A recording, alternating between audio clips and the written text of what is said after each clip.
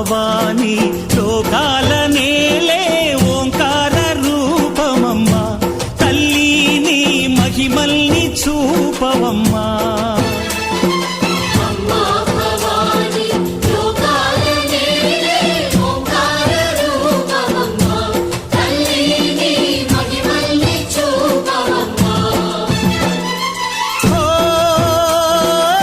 సృష్టికే దీపమా శక్తికే మూలమా సింహరథమే నీదమ్మా అమ్మ దుర్గమ్మ భక్తులను దీవించుమా